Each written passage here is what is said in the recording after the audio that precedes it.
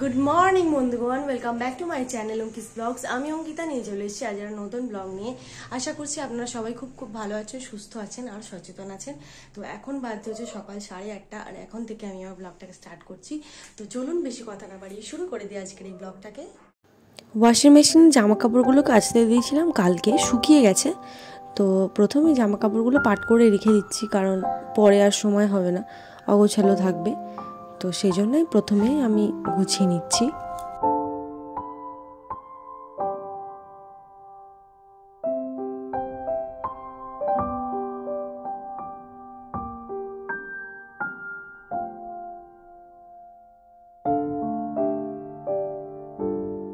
আমি উইকলি আমার বেডরুমের চাদরটা চেঞ্জ করি।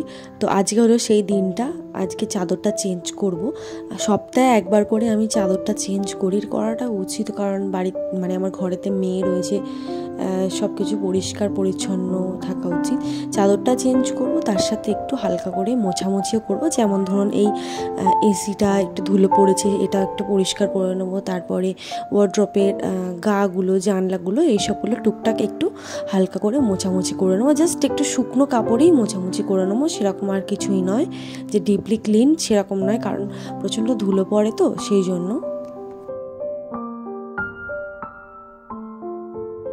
জানালার মাথায় যে জিনিসগুলো দেখছেন, ছোট ছোট যে পুতুলগুলো, যেগুলো আমি পরিষ্কার করছি সরিয়ে সরিয়ে, এগুলো কিন্তু নিউজ পেপার দিয়ে তৈরি, আমি নিজের হাতে তৈরি করেছি। মাম্মাম হওয়ার আগে আমি এরকম ছোটোখাটো হ্যান্ডক্রাফট করতাম, খুব ভালোও লাগতো করতে। এখন তো সময়ই হয় না।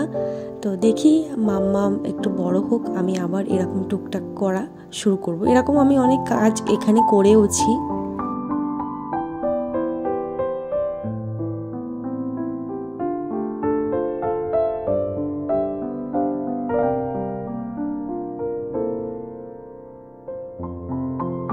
বেশ কিছুদিন ধরে না মনটা একটু চিকেন চিকেন করছিল। তো আজকে মামনিকে বললাম যে মামনি তুমি আজ চিকেন নিয়ে আসো, বিরিয়ানি খাবো। তো আমাদের পাশেই সামনেই চিকেনের দোকান আছে বলে, তো হুট করে গেলে যখনই খাওয়ার ইচ্ছে হয় তখনই গিয়ে নিয়ে আসা যায়।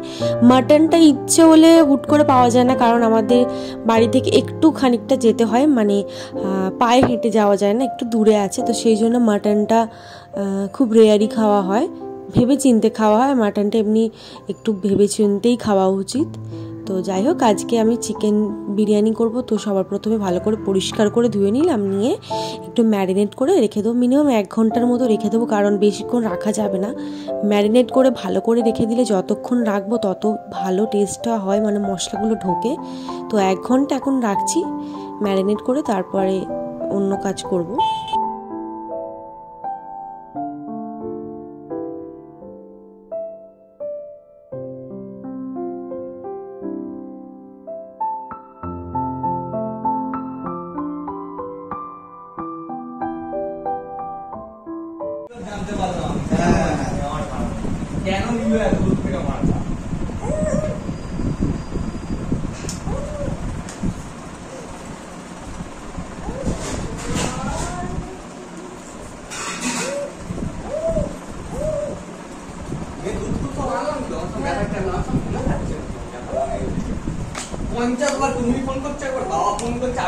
আমি একবারও ফোন করি।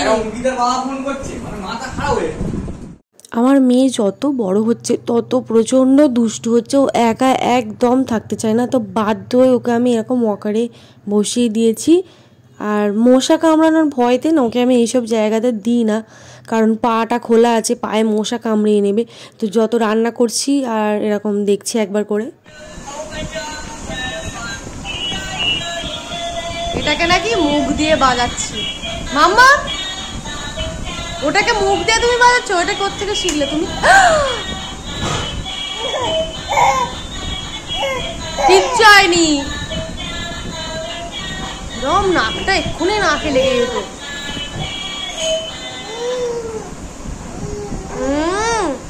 বদমাইশের কাজ পুরো একদম। ওই যে বললাম আমার মেয়ের দুষ্টুমির জন্য, মানে কি বলবো, আমি আর মামুনি দুজনে রয়েছি। দুজন মিলে রান্নাঘরে থাকলে তো তাড়াতাড়ি রান্না করতে পারবো, একজনকে মাম্মামের কাছে বসে থাকতেই হবে আর একজনকে রান্নাঘর সামলাতে হবে, এইভাবে। তো এই জন্য প্রচণ্ড দেরি হয়ে যায় খেতে আমাদের। আগে আমি আর মামুনি মানে আমরা 4 জন মিলেই লাঞ্চ করে নিতাম 1টার মধ্যে, এখন তো সেটা পসিবলই হয় না, সেটা 2টোয় গিয়ে দাঁড়িয়েছে।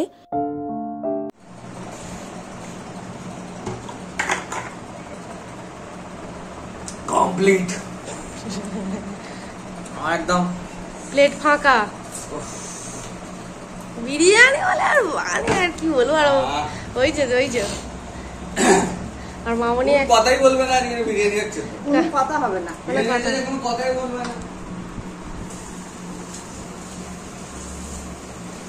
দোকানে খাওয়া ঘরের মতন। হ্যাঁ দোকানে খাবার বলেছিস, আমি বলি একদম নিয়ে যাবো না, খাওয়া হয় কিন্তু ভালো লাগে না, ঘরেই ভালো। দোকানে তো নানা ধরনের তেল মশলা উল্টো পাল্টা, মাঝে সাঝে ইচ্ছা করলে খাই, কিন্তু বাড়িরই তৃপ্তি করে খাওয়া হয়। সত্যি কথা।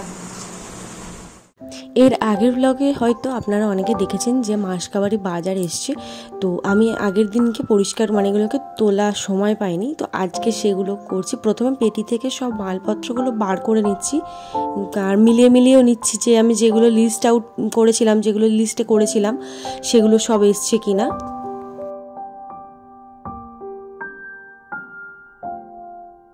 এই রকম এক মেঝে বাজার দেখতে আমার ভীষণ ভালো লাগে।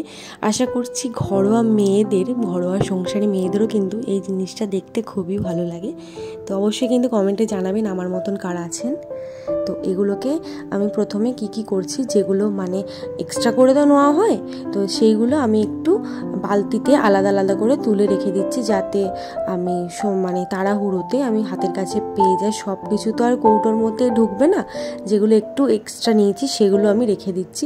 এই যেমন একটু চায়ের চিনি, তারপরে ময়দা, ডাল, এই সব জিনিসপত্রগুলো।